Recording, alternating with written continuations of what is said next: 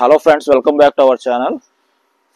ఈ వీడియో చేయడానికి ముఖ్య కారణం ఇది ఒక రియల్ ఇన్సిడెంట్ అండి. ఎందుకంటే ఇది ప్రతి ఒక్కరికి మనం హైదరాబాద్లో ఎక్కడో చోట చూస్తూనే ఉన్నాము, కానీ అందరం ఏంటంటే నెగ్లెక్ట్ చేసి ముందుకెళ్తూ ఉన్నాం. కానీ దీనివల్ల ఒక్కొక్కసారి మన ప్రాణాలు పోయే సమస్య కూడా ఉంది. కాబట్టి నేను ఈ వీడియో చేస్తాను. ఈ వీడియో చివరి వరకు చూడండి, లైక్ చేయండి, షేర్ చేయండి, సబ్స్క్రైబ్ చేసుకోండి మన ఛానల్. ముఖ్యంగా ఏంటంటే ఈ వీడియోలో నేను చెప్పాలనుకుంది, మనం రోజు ఎన్నో పనుల మీద బయటికి వెళ్తున్నాం హైదరాబాద్లో. కానీ ప్రతి ఒక్కరు ఏంటంటే ఆ టైం సెన్స్ లేకుండా, ముఖ్యంగా ఏంటంటే నేను ఫాస్ట్గా వెళ్ళిపోవాలి. ఈ ఫాస్ట్గా వెళ్ళడంలో ముందు వెనక ఏ బైక్ వస్తుంది, ఏ కార్ వస్తుంది అనేది ఎవ్వరు చూడటం లేదు. ఎందుకంటే ఇది రియల్గా నాకు జరిగింది కాబట్టి నేను ఈ వీడియో చేస్తున్నాను. ఆల్రెడీ ఈ మధ్యకాలంలో 2 సార్లు జరిగింది నాకు ఇన్సిడెంట్. అందుకని ఈ వీడియో చేస్తున్నాను. ముఖ్యంగా ఇది ప్రతి ఒక్కరికి ఏదో ఒక టైంలో జరుగుతూనే ఉంది హైదరాబాద్ బిజీ రోడ్ల మీద. కానీ మనం ఏంటంటే నెగ్లెక్ట్ చేసేసి చిన్నదే కదా దెబ్బ అని చెప్పేసి వెళ్ళిపోతున్నాం. కానీ ఇక్కడ మీకు ఒక్కసారి నేను లైవ్ చూపిస్తాను, చూడండి. ఒక్కసారి గుద్దేస్తున్నారు, అసలు ఒక్క సెకండ్ కూడా ఆగట్లేదు. అసలు ఈ మనిషికి ఏం జరిగింది, మనం బైక్ గుద్దాము అన్నది లేదు. గుద్దేసి వితిన్ సెకండ్స్ అసలు మాయమైపోయాడు అతను. మాకు నిన్న మేము ఒక ఫంక్షన్ పని మీద నిజాంపేట రోడ్లో బాచుపల్లి సిగ్నల్ దగ్గర నుంచి మేము రైట్ తీసుకుని బాచుపల్లిలో ఒక గృహప్రవేశానికి వెళ్తున్నాం. నేను నా భార్య ఇద్దరం. మేము సిగ్నల్ దగ్గర నిలబడి ఉన్నాను, బాచుపల్లి సిగ్నల్ దగ్గర. ఆ బాచుపల్లికి ఆపోజిట్ లో మనకు మలంపేట వస్తుంది. ఇటు నుంచి నిజాంపేట పోయేటప్పుడు లెఫ్ట్ తీసుకుంటే మియాపూర్ వెళ్తాం, రైట్ తీసుకుంటే బాచుపల్లి రెడ్డిస్ ల్యాబ్ సైడ్ వెళ్తాం. మేము రెడ్డిస్ ల్యాబ్ సైడ్ వెళ్ళాలి. నేను ఆల్రెడీ ఇండికేటర్ వేసి ఉన్నాను. ఇండికేటర్ వేసి ఉంటే ఒక పర్సన్ రాంగ్, అది అంటే మాకు ఆల్రెడీ సిగ్నల్ వచ్చింది, మేము ముందుకు కదిలాము. జస్ట్ ఒక 2 సెకండ్స్ నేను అట్లా ముందుకు కదలంగానే రాంగ్ రూట్ లో వచ్చిన పర్సన్ చాలా ఫాస్ట్ గా వచ్చి బైకును అదే పనిగా గుద్ది వితిన్ సెకండ్స్ లో మాయమైపోయాడు. మేమిద్దరం తేరుకొని నేను నా భార్య పక్కకు తిరిగి చూసుకునేసరికి అతను సారీ అని చెప్పుకుంటూ వెళ్ళిపోయాడు. అసలు ఇది కరెక్టేనా? చూడండి మీరు ఒక్కసారి. ఇదిగో ఈ బైక్ నిన్నైతే తిప్పడానికి కూడా రాలేదు కనీసం మాకు. ఇక్కడికి రా చూపిస్తాను. ఇది చూడండి ఒక్కసారి. గుద్దడానికి ఇంత ఇనప రేకే ఇట్లా అయిపోయిందండి. ఇది ఫస్ట్ అసలు నిన్న ఇట్లా తిరగడానికి కూడా రాలేదు నాకు. ఆ గుద్దడానికి మేము వితిన్ సెకండ్స్ లో బైక్ మీద ఇట్లా ఉండి వెంటనే కాలాపుకొని వెంటనే పక్కకు బైక్ ఇట్లా అక్కడే వదిలేసి అతను పట్టుకుందాం అనుకునేసరికి అతను మాయమైపోయాడు. సారీ చెప్పేసి. ఇద్దరున్నారు బైక్ మీద, కనీసం వాళ్ళకి హెల్మెట్ లేదు. మరి అక్కడ ఉన్న ట్రాఫిక్ రూల్స్ ఎట్లా ఉన్నాయో మరి ఏమిటో, అసలు రెడ్ సిగ్నల్ ఉన్నా కూడా అతను ఎట్లా వచ్చాడో కూడా ఇప్పటికి కూడా నాకు అర్థం కాలేదు. మేము ఆ ఇన్సిడెంట్ తేరుకునేసరికి ఒక్క సెకండ్ నేను లేట్ అయ్యింటే అతను వచ్చి కరెక్ట్ గా నా కాలు గుద్దితే ఈ రేకే ఈ విధంగా చుట్టపోయింది. మరి మా కాలు పరిస్థితి ఏంది ఒకసారి ఆలోచించండి. ఇది ప్రతిరోజు ఎవరో ఒకరు, ఎందుకంటే ఇలా చిన్న ఇన్సిడెంట్ కదా అని చెప్పి మనం వదిలేస్తూ ఉంటే ఇలాంటి పెద్ద ఈ రోజు ఒకవేళ నిజంగా నా కాలే తగిలింది, నా పరిస్థితి ఏంది? నాకు తల్లిదండ్రులు ఉన్నారు, పెద్దవాళ్ళు, నాకు భార్య పిల్లలు ఉన్నారు, ఎవరు చూడాలి వాళ్ళను?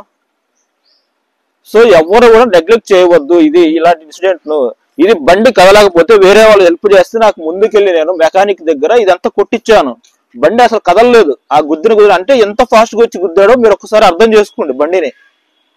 అసలు ఇది మొత్తం కూడా లోపలికి వెళ్ళిపోయింది. ఈ మొత్తం పార్ట్ ఇప్పుడు ఉప్పు తీపిచ్చి మళ్ళీ నేను కొత్త చేసుకోవాలి.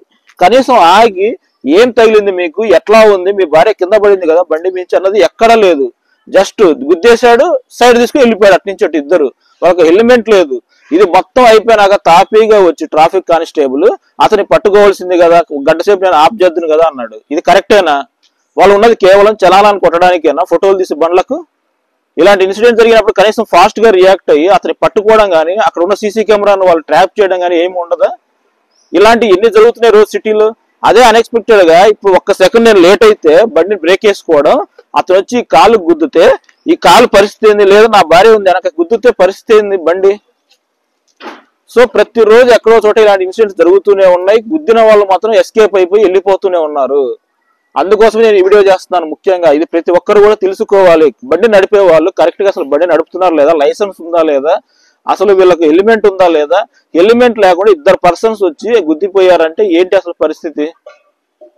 ఇది మనకు కాబట్టి సరిపోతుంది. అసలు ఒక్కొక్క బండి మీద అయితే 4 వెళ్తున్నారు పిల్లలు. అసలు బండికి వాళ్ళకి లైసెన్స్ లేకుండా బండ్లు ఎందుకు ఇస్తున్నారు? ముందు తల్లిదండ్రులు ఆలోచన చేసుకోవాలి.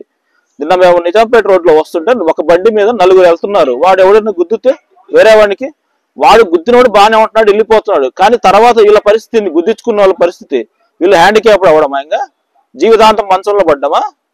ఇది ఒకసారి ఆలోచన చేయండి ఫ్రెండ్స్, ఎవరైనా సరే. ఎందుకంటే బైక్ నడిపేటప్పుడు ఒకసారి చూసుకోండి జాగ్రత్తగా, అసలు బైక్ కండిషన్ ఉందా లేదా. మొన్న ఒక అతను వచ్చాడు, దగ్గర దగ్గర 70 సంవత్సరాలు ఉంటాయి. బండి ఆపుకోలేకపోయాడు, వచ్చి గుద్దుతే ఇది మొత్తం పగిలిపోయింది డోము. ఎవరు వేపియాలి?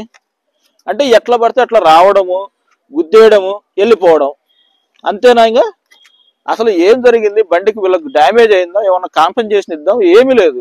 సింపుల్ గుద్దేస్తున్నారు, సారీ సారీ చెప్పేసి వెళ్ళిపోతున్నారు. ఎవరు బాధ్యులు ఇప్పుడు? నేను వేయించుకోవాలంటే కనీసం 10,000 అవుతాయి మొత్తం. ఎవరు ఇస్తారు డబ్బులు? ప్రతిరోజు నాకు బండి ఉంటే కానీ నేను బయటికి వెళ్ళి మార్కెటింగ్ చేసుకోలేను. ఇలా బండ్లు గుద్దేసి కార్లలో రావడం, వాళ్ళకి లైసెన్స్ ఉందో లేదో కూడా తెలియదు, సింపుల్ గుద్దేయడము, సారీ చెప్పేయడం, వెళ్ళిపోవడం. ఇది ఎంతవరకు కరెక్ట్? ప్రతి ఒక్కరు ఆలోచన చేయండి. నాకంటే జరిగింది. నిన్న ఎవరో 2-3 ఉన్నారు కాబట్టి నన్ను బైక్ ముందు తీసుకెళ్లిపోయి కొంచెం మెకానిక్ దగ్గర చూపించి అదంతా తీపించుకుని నేను వర్క్ చేసుకోగలిగాను టెంపరీగా. కానీ అదే నా కాలు గుద్దితే పరిస్థితి ఏంది? సో ఇలాంటి ఇన్సిడెంట్ ప్రతిరోజు సిటీలో మనకి ఎక్కడో చోట పునరావృతం అవుతూనే ఉన్నాయి. కాబట్టి దయచేసి ఎవరైనా సరే బండి నడిపేవాళ్ళు కానీ, కారు నడిపేవాళ్ళు కానీ చూసుకొని ముందు వెనక ఎవరు వస్తున్నారు. నీకంత ఓటుగాడివే, నీకంత వర్క్ ఉంటే నువ్వు ముందు ఇంట్లో నుంచి కదులు. ఒక సెకండ్, 10 నిమిషాలు ముందు కదులు ఇంట్లో నుంచి. ట్రాఫిక్ సిగ్నల్ దగ్గర ఎట్లా పడితే అట్లా గుద్దేసి వెళ్ళిపోతే ఎవరు రెస్పాన్సిబిలిటీ? కనీసం ఆగావా? ఏం జరిగిందని చూసావా? ఏమీ లేదు, కొట్టేసావు, వెళ్ళిపోయావు. మరి ఇప్పుడు మా పరిస్థితి ఏంది? సో ఇలా జరుగుతుంది ప్రతిరోజు. మనం ఎక్కడో చోట చూస్తూనే ఉన్నాం సిటీలో. దయచేసి ఎవరైనా సరే బైక్ వాడేవాళ్ళు కానీ, కారు వాడేవాళ్ళు కానీ ముందు వెనక ఎవరు వస్తున్నారు, సిగ్నల్ దగ్గర సిగ్నల్ ఉందా లేదా, ట్రాఫిక్ రూల్స్ పాటించండి. మనం ఏదో వేరే దేశాలకు వెళ్తాం, అక్కడ ట్రాఫిక్ రూల్స్ గురించి చాలా బ్రహ్మాండంగా మాట్లాడుకుంటాం. ఎందుకు? ఉపయోగం ఏముంది? ఈ మధ్యకాలంలో ప్రతి ఒక్కరు బ్యాంకాక్ వెళ్తున్నారు. బ్యాంకాక్ లో ట్రాఫిక్ రూల్స్ బాగున్నాయి, అక్కడ రైట్ సైడ్ వెళ్తారు, కరెక్ట్ గా వెళ్తారు, మధ్యలో ఎక్కడ ఏమేయరంటావు. కానీ మన ఇండియాలో ఎందుకు పాటించట్లేదు అవన్నీ కూడా? ఎందుకంటే ఇండియాలో ఎవరేమనలేరు, ఎవరేం చేసినా ఎవరు ఏమనరు. సో అదొకటి ఇర్రెస్పాన్సిబిలిటీ ఎక్కువైపోయింది. సో దయచేసి ఎవరైనా సరే బండి వాడేవాళ్ళు కానీ, కారు వాడేవాళ్ళు కానీ ట్రాఫిక్ సిగ్నల్ దగ్గర కానివ్వచ్చు, ఎక్కడైనా సరే జాగ్రత్తగా. ఒక మనిషి ఉన్నప్పుడు ఆ మనిషి, ఆ కుటుంబానికి అతనే ఆధారమైనప్పుడు పరిస్థితి ఏ విధంగా ఉంటుందో అదే మీకు జరిగితే ఏ విధంగా ఉంటుందో ఒకసారి మీరు ఆలోచన చేసుకోండి. ఊరికే గుద్దేసి వెళ్ళిపోవడం కాదు.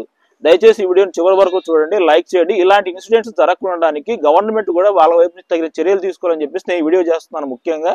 అంతేగాని ఇదేదో కోపంతో నేను చేసేది కాదు. నాకు జరిగిన ఇన్సిడెంట్ నేను చెప్తున్నాను. దయచేసి ప్రతి ఒక్కరు అర్థం చేసుకోండి. ఈ విధంగా జరుగుతుంది సిటీలో. ఈ వీడియోని చివరి వరకు చూసినందుకు ధన్యవాదాలు. Thank you.